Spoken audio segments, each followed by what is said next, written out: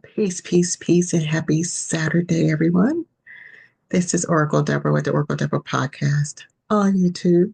No, I don't have my mic set up, but that's okay. I think you can hear me okay. How y'all doing? Hope you had a good week. Hope you had a good week. It is Saturn Day, and I finished my taxes. So I think I've just been recovering from that. All right. Let's get to it. Before we do, please like, share, and subscribe. And thank you for supporting my other videos, and I appreciate that very much.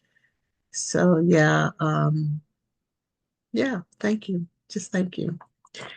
All right. There's been a lot going on this week, but I think the biggest thing that went on this week was the mess with Jess. Hilarious. Um,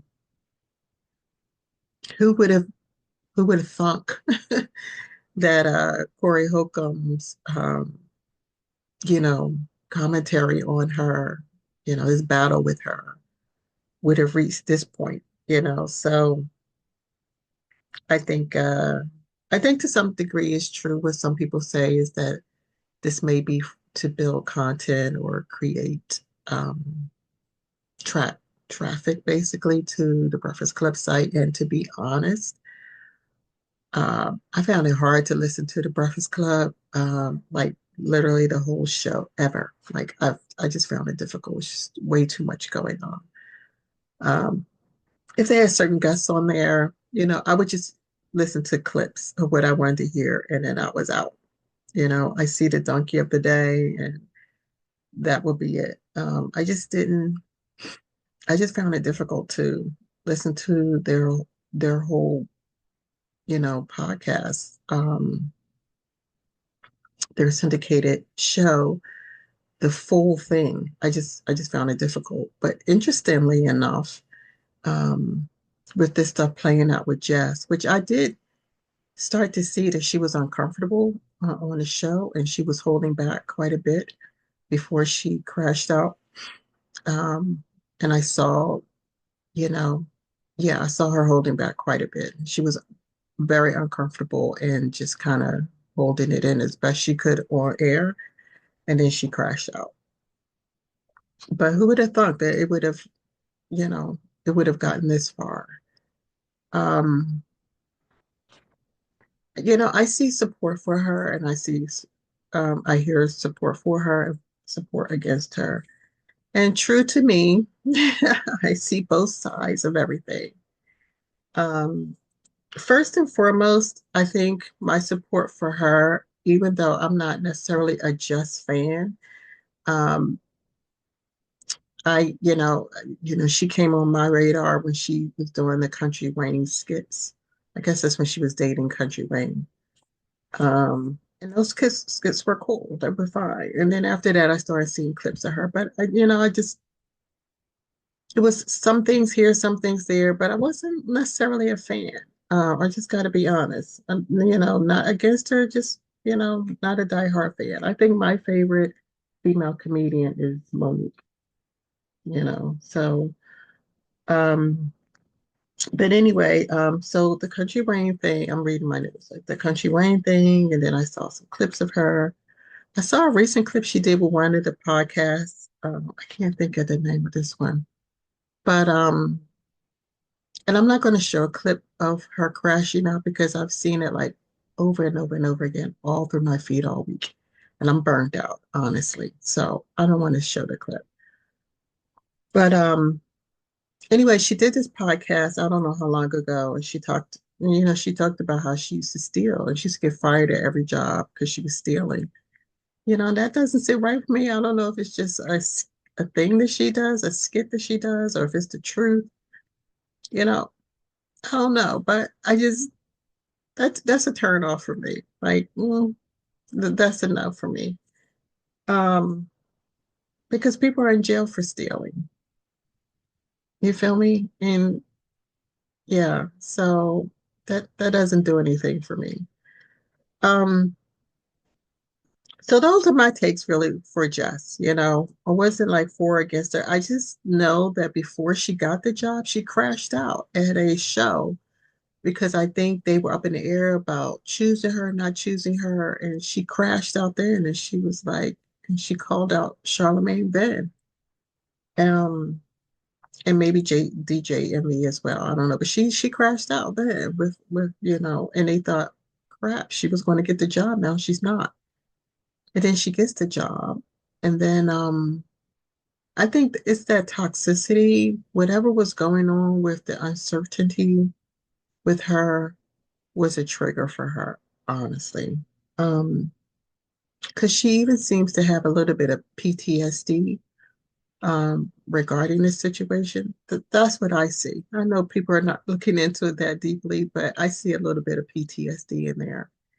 And if it's true that she was always fired from her jobs and she's learned to turn it around into a joke and laugh about it, that could be where her PTSD is coming from. Because she's like, this is the job I really, really wanted.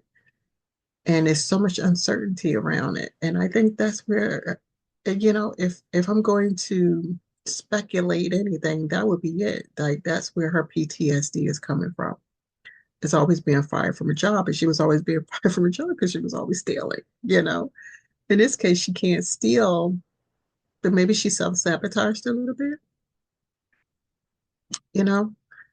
I think it's clear she's doing some self-sabotage. So I think healing. She needs a little healing in that area. Now, with that being said, oh, and the fact that as soon as she got the job, she went out on pregnant, because she was pregnant. And she said that was intentional. I don't know if that's a Baltimore thing, because I know of a young woman who literally got the job and then she immediately went out for surgery, for weight loss surgery.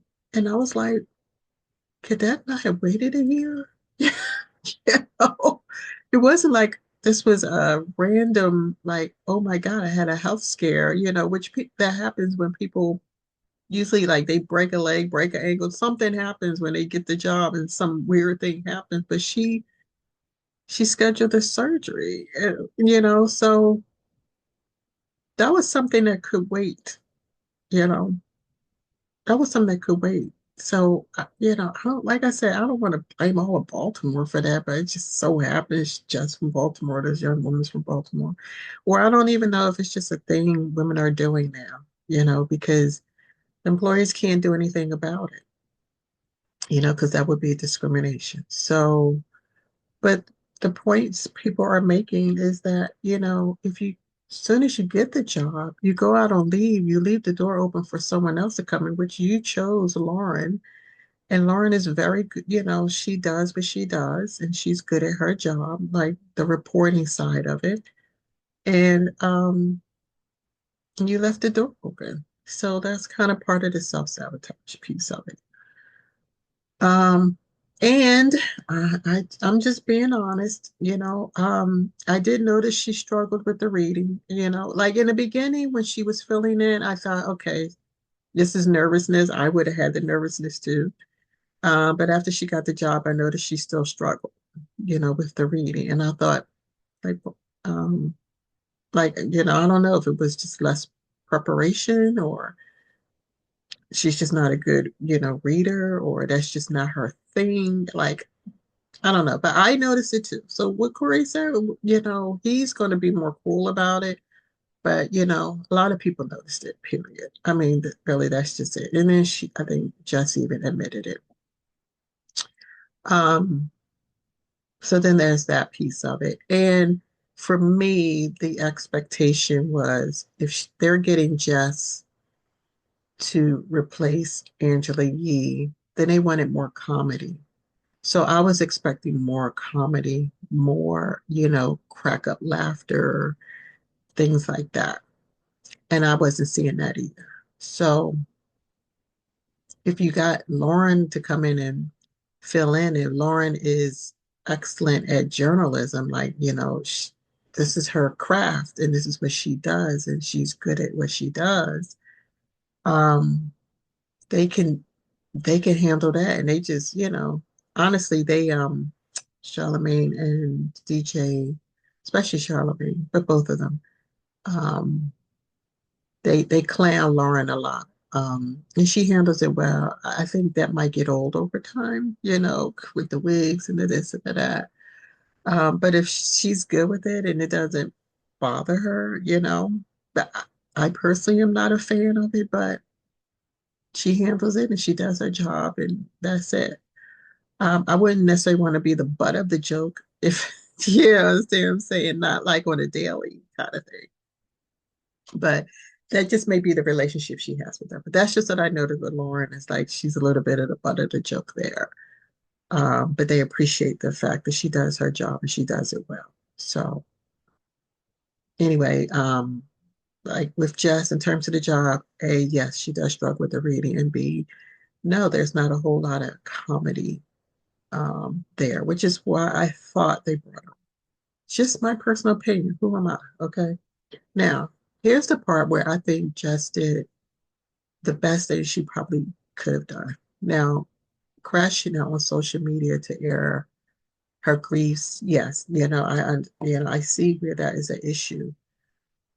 Sometimes when you're dealing with gaslighting, there is no polite way to deal with it. There is almost no professional way to deal with it. It's like you have to do something extreme um, to get it out in the open, to really clear the air.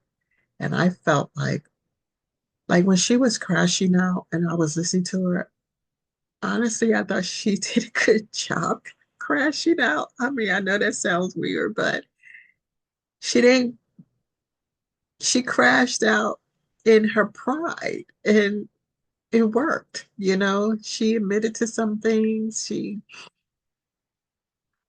don't know. Like, I didn't see a whole lot of, I didn't feel a whole lot of gook in when she was crashing out. When I say gook, it wasn't heavy. It was like, yo, this is what's happening, and yo, I'm standing on my ground, and yo, it was kind of like one of those things. Like, listen, I'm standing on my square on this one. Like, however it goes, but this is where I'm at. Um, and so I mean, yes, was it heavy? Like, were they said they were shocked? I don't know, but and some of them, like DJ Emmy and Lauren, Charlemagne didn't say he was shocked. But they used their time to gaslight her, you know, as if what she was saying did not make sense. And what I noticed in a lot of commentaries is that a lot of people's like, well, she did make some good points. Well, to me, it's like that is the key. Did she make good points? Yes, she did. She made very valid points.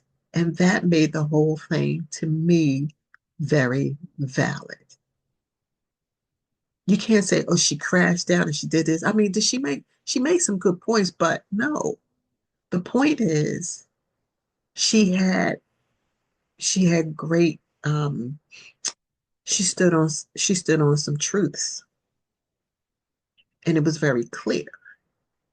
And so if she had crashed out and all her stuff just fell apart, then that's just one thing. And you could tell, like, I would have been able to tell in her crash out if she was just tripping and, kind of thing. But I wasn't getting that. I was getting like, yo, like there should have been some conversation with me. There should have been some communication with me. You know what I mean? And some things they didn't even address. Like she's like, why is Lauren still here? Well, they didn't address that the next day because it was like, because I'm here, because she's here. Um, so if I were Jess, I would have wrote down some key points like, okay, my question, part of my crash, and my question, my part of my crash, I questioned why was she still here? Why is she still here? Make them tell her the truth on air, you know. So they didn't address that, and it became this is what it is, She's here, and you're gonna have to deal. kind of thing. Um, but I think it felt like they cleared a lot of stuff up. And the fact that they got people to call in, and people gave their take. Yes, I felt like, because my thing about the pregnancy part too is, the world, including women, it's like, I am woman, hear me roar. I can have a baby and bounce back. The body doesn't work that way. The mind, the spirit, all these things go into having a baby. We're not animals. We don't pop them babies things out and then go on and get ready to mate again. That's not how it works with humans. A lot of things go into that. Your soul is in it, your spirit is in it, your emotions are in it, your body is in it, your mind is it. All of that goes into play to procreate this incredible little being. And so to think you're like, okay, that's done, I can move on. It doesn't work that way. Even for women who are not, who feel, there are some women who feel like they're not really natural mothers or whatever. They can't just move on. They have to deal with what all of the soul requires for the healing after the fact, after having the baby. So I felt like there was some of that in it too. But again, she said she intentionally had the baby. So, was it one of those things where it's like, I got the job, now I could go? It's kind of crazy. Could have waited a year till she got settled in. Yeah, I don't know. I mean, I'm not in her body. I don't really know. So, but yeah, she left the door open. But the point is, not but, to get back to my other point, is that she called them out. Men are really master gaslighters. They're really good at that stuff. And I just sort of see that there was a lot of gaslighting going on before, during, and after. And people noticed it too. They were like, yeah, she did this thing and it was her fault. I mean, they were gaslighting her. Yeah, see, that's the key. That it was the gaslighting. But I think that's her trigger, you know. Now, I was glad that when people were calling up and giving their views, that she held it together. Like she didn't crash it. Because if she had crashed, a lot of people were calling, it would have been like a done for her. You have to be able to hold it together. And she was able to hold it together. And so I'm guessing they got more views because the next day, I'm pretty sure people tuned in like me who never tuned in to their show, not like that, um, to see how it was going. Like, where are they at? And it was kind of like business as usual. And I felt um, that the air was so clear there. Like, I felt that the tension had dissipated. I felt like, because I think we could feel their tension, even though we're not on the show, we could feel the tension up in there. When Angela Yee left, you could feel the tension around her. When she was like, yeah, I just need to do this. And she said she had been asking for her show for a long time, and the opportunity came about her. Opportunity came up where she can get her show. And she was like, yeah, I'm not doing this. Because my thought was like, why are you leaving? Like, yes, you know, I didn't see them like clowning Angela like they clown Lauren. They don't clown Jess, but they clown Lauren. You know what I mean? But whatever was going on, it was clear there was something. Now Angela Yee's podcast is not doing well, but that's a whole different story.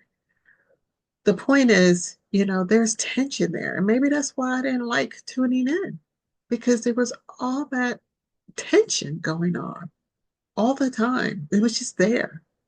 And I feel like with Jess crashing out and putting it out there, and then them having their powwow on air, I think it was a good thing. I say all that to say, I just think it was a good thing. At the end of the day, it ended up being a good thing. The gaslighting got exposed. her weaknesses got exposed. The truth is out there, you know. Um, they know to like respect each other's boundaries, you know. Don't crash out on Lauren Thomas, shut up, be quiet, you know, because they're fighting for airspace, you know, airtime, you know, all of that. Charlemagne has to get himself in check and do some things to stop doing that thing that affects women, you know, the way that it does. And DJ Envy too. DJ Envy, I almost gave him credit till I realized he was gaslighting her too. You know, and even Lauren. Lauren knew what was going on. This is the second part of this thing where I side with Jess. They all knew, out of the four of them, three of them knew what the hell was going on. Okay. If this is all real, you know, now this could have all been fake, but if this is all real, three of them knew what was going on. Because why else would DJ and me pull Jess to the side and say, yo, if you're not cool with any of this, let me know. Why would you have to do that? If Lauren didn't know anything, why would she be pulling Jess to the side? That's my take on it. Everybody's pulling her to the side. Yo, if you have any issues, just no. How about y'all communicate with her, have a conversation with her about what you decided? And then in a quiet meeting, in an official meeting, and ask her in that meeting on the back end, how does she feel about it? And get through your powwow then. Then bring it on the air that this is what we decided to do. You were cruddy the way that you did it. So I'm not really giving Lauren a pass either, a total pass, because everybody wants to make it seem like she's a victim. She knew. She knew what was going on. She may not have been able to say anything, but it's not like she didn't know. You know what I mean? So to me, that was also part of the gaslighting. This is just my take on it. So yeah. So from this point forward, whether or not they renew her contract is a different story. They may be like, she did that thing and sometimes you do that thing and you clear the air, but when it comes time to reviews and raises and contracts and things like that, people remember. And that's the thing Jess is going to have to deal with when that time comes. Will they remember? She crashed out and exposed us, and we don't want to deal with that again. Or will enough time has have set in where they have solidified things and the viewership is strong and people, because most people say they like Jess there, but they also like Lauren there. Lauren gives the technical piece in it, where she's more, you know, I won't say she's more articulate. She's just a better read, you know, in that she's used to doing the research and she's fluid, you know. I think that's a better word. It's not, Jess is very articulate as well. I think Lauren is just fluid with presenting the news, whereas Jess is not. But if I were Jess, I would use this opportunity to get fluid. That's what I would do. There's nothing wrong with expanding your territory, you know. Um, that's what I would if I had any suggestion for a Jess, I'd be like, spend a little time here and there, you know, learning more of that craft and mastering more of that craft, right? I would do that. That would be my suggestion. But yeah, at the end of the day, when that contract comes up for renewal, they're going to remember this situation and she'll just have to deal, you know. And I think on to finalize this, I'm going to pull a card for you guys today. To finalize this, by the way, this is the Saturday sit down. If I didn't make it clear before, this is our Saturday sit down. So, oh, I was going to pull a Miss Cleo card for you, but the Moonology card I pulled. Okay, I'll pull that. All right, I'm digressing here. So, oh, for Corey, I think people are saying is Corey the reason why all this is played out? And I think he's been in a way he's been put on blast too, Because if he continues to do this and continue to make that kind of impact, it's not going to look favorably on Corey, to be doing this because it's going to look like he's targeting, which is what he does. He targets women. He definitely does not have an affinity for Black women. He just doesn't. Um, he gave Lauren her flowers, because she's competent in her journalism work. Um, and that's probably the first time, and I don't listen to him all the time, but that's the first time I personally heard him give a Black woman her flowers. And I'm not really sure if Darlene chimed in on that because that's unusual for Corey. And, Darlene's used to like trying to soften his blows, but I think really enjoying it on the back end. That's, again, my personal take. Um, I didn't see Darlene co-signing the compliment. I didn't see that. So, when you're used to just hearing talk about another race of women, and then you like, well, I don't want to seem like I'm in on it. I'll come in and, I'll be like, oh, that's terrible, but really you enjoy it. Because there's no telling what her stories are. She might have been through some stuff with some Black women. You know what I'm saying? Especially over Ice-T. Um, and I don't know if Ice-T was dating a Black woman before he met Darlene and moved the other chick out and moved her in. I don't know. She might have racked up some enemies over that. Who knows? Who knows? It could just be all speculation and just, whatever. But I didn't notice that. I did not notice her co-signing the flowers Corey gave to Lauren. Um, so that would be it. Alrighty. So yeah, that was my Saturday sit down. I had this thing about Jess that I wanted to talk about it. Um, and again, I want to close out on that topic by saying she did a good thing to me by exposing the gaslighting. That to me, that was more important than anything else. And she stood on her square. And I respected her for that. And I actually appreciate her for doing that. And the fact that when you stand on your square and ish gets out in the open and people have to deal with it and you move on, you see the maturity of people and they move on and the air is clear. That's the point. Then she did a good thing. So in my eyes, she did a good thing. Yes, she contributed to it. Yes, she self-sabotaged, you know. Um, no, she's not great at the journalism part of that job, you know.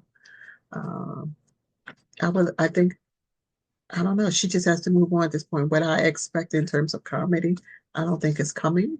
So she just needs to be very intentional about being impactful in her comments and stay away from controversial things like a little boy who's gone through brain surgery. That's not going to gain her points either, or the fact that she exposed Shaq. That's not going to gain, she's going to have to, I mean, she's got to do her and then just deal with the consequences. I try to tell her how to do her job. She does it better than anybody. That's her part. You know what I'm saying? But yeah, in terms of the Breakfast Club, how it moves on, the people will decide. But she definitely helped clear that air. And she helped a lot of women, whether she realizes it or not. She helped a lot of women deal with the gaslighting that we deal with on a daily. All right. I'm going to pull a move. Oh, that was weird. I'm going to do We're going to do that. That was really, oh, look at that. That was weird too. All right. So we're going to pull a Moonology card for you. The peace and blessings over the energy here. Peace and blessings over everyone who tunes in later to watch this podcast, this episode. Blessings to the universe and the energy in general. For sure. Oh, I love it. Now, I don't know if you're going to be able to see this because of the background. Look at that. I pulled two, and I was only pulling one. So the first card out from the bottom of the deck is Hold Your Vision, the fixed moon. Be fixed. Stand on your square. Hold to your vision. Ooh, I love it. I love it. I feel like Jess was doing it too. She was like, I have my vision. I'm holding to it. I'm staying on my square. I think that's why she crashed out. And let me just be clear, is she's just a female in a sea of men who have been crashing out. Okay? Let's not forget about all the males who have been crashing out over the past month or two. She's just one female. Okay? Besides the papoose Remy Ma stuff. Remy Ma trying to hold on to papoose. But anyway, hold to your vision. Fixed moon. I love it. And the card that was just had to come out with it was don't let your past hold you back. South Node. So again, remember I talked about with Jess, like she talked about those stories about her being fired from all those jobs because she was stealing. And to me, I was saying, I was like, there seems to be a bit of some PTSD around being fired. But I mean, she created the problem. That was why she was fired. But still being fired is not good. It's not a good feeling, you know? But it says, don't let your past hold you back. South Node, that's a message for her too. Don't let your past hold you back. I said she needs to do some healing and then work through your fears. New Moon in Scorpio. Work through your fears. Mm, wow. Hold your vision. Fixed moon. Don't let your past hold you back. There's a whole storyline coming out here. Don't let your past hold you back. The South Node. The South Node is the past. Work through your fears. Do the work. Do the shadow work. Get the healing.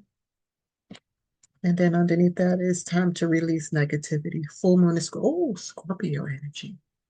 We got the new moon and the full moon in Scorpio coming out here. Wow. Work through your fears. It is time to release the negativity. To be honest, Scorpios tend to have negativity around them. Not all of them, not all, but a lot of times they do. See that? That's all scorpionic energy. The new moon and the full moon. Work through your fears.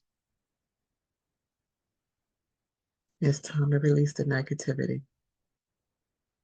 Wow. That's the message for Jess. Work through your fears. It's time to release the negativity. Reinvent yourself. Reinvent yourself. This is reinventing yourself. It starts with holding to your vision. You've done some work. Don't get tricked out of your job, out of your blessings, out of your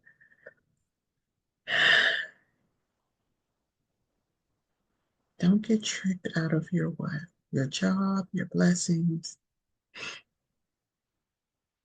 your manifestations, your gifts, the love,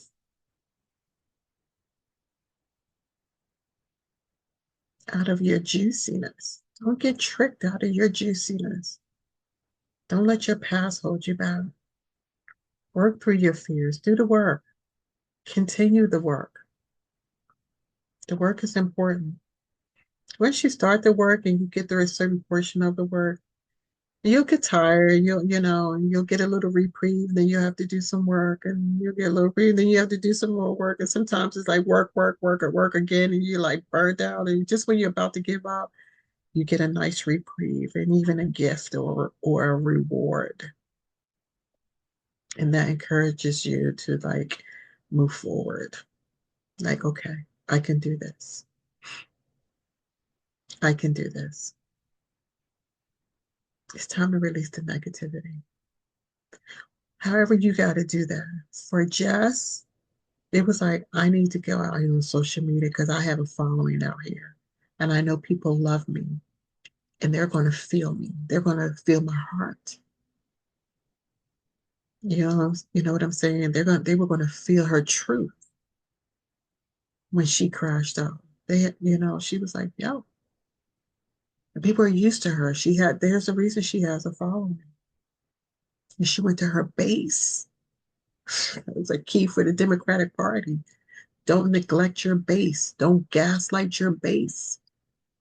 you know, it's so funny that they act like, um, the black voters, you're stupid, you're this, you're that, because we asked for something in return for our vote. They called us stupid, dumbasses, and all kinds of other things. Now Nancy Pelosi is crashing out on Chuck Schumer because she was like, why would you give in without getting anything in return? You see the gaslighting? She's crashing out on Chuck Schumer because he didn't get any, she thinks he got nothing in return for caving in to Trump. Yet, she got the Democratic shields out here calling us dumbasses and stupid because we're demanding something in return for our vote. How crazy is that? Yeah, that was the other big story. It's them, Chuck Schumer going on this tour to promote his book and also try to explain why he caved. I'm glad he caved it. I'm so glad. But isn't that interesting? Nancy Pelosi trashing him for giving up something with nothing in return.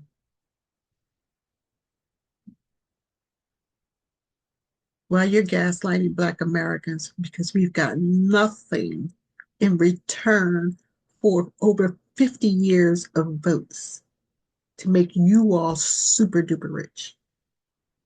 Come on, stop playing. Stop playing. Somebody needs to listen to this and get this message. Yeah, yeah. So reinvent yourself. You are reinventing yourself. I love it. Standing on your square and doing all the uncomfortable things. And I'll leave out by saying this. I touched base with a friend of mine early this week who never calls. you know? And I don't know why he felt the need to call me because all I do is like he does my hair, he's like the best when it comes to my hair. And he's usually I text him, we do the texting. Hey, I need an appointment for this such and such a day. And he'll text me back a calendar, like, okay, you're confirmed, blah, blah, blah, right? So I don't know why he felt a need to call this time. I don't know. But in touching base, which he's lovely, he really is. In touching base, he's asked me what I've been up to. I was like, nothing. I'm just getting back into the swing. I'm out there hitting the pavement and stuff. And just, he was like, I believe in you. And I believe you got this, But whatever it is, he said, I believe in you. I know you got this. I said, well, thank you. I said, it's hard.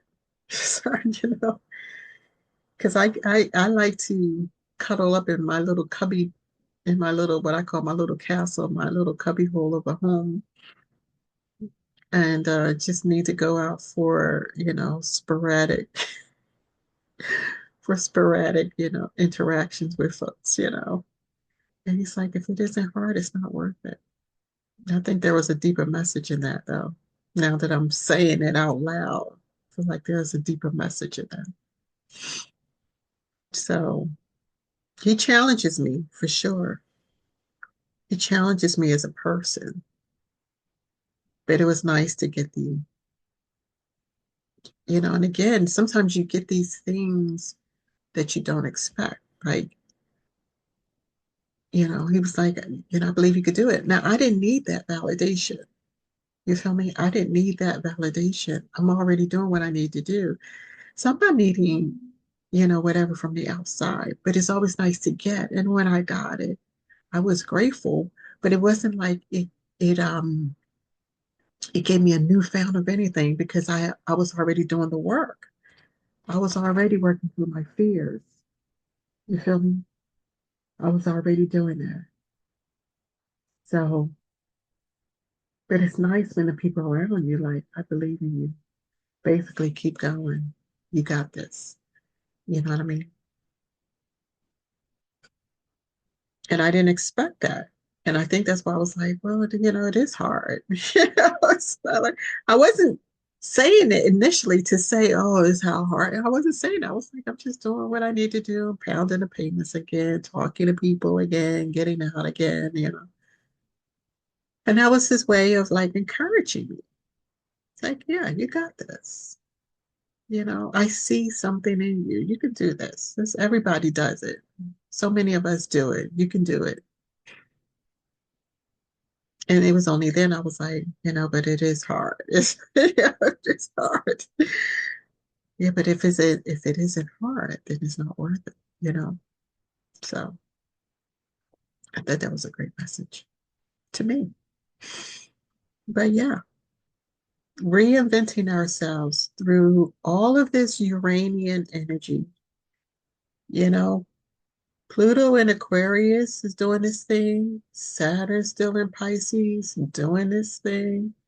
This is accident prone energy. I heard about someone's mom falling recently.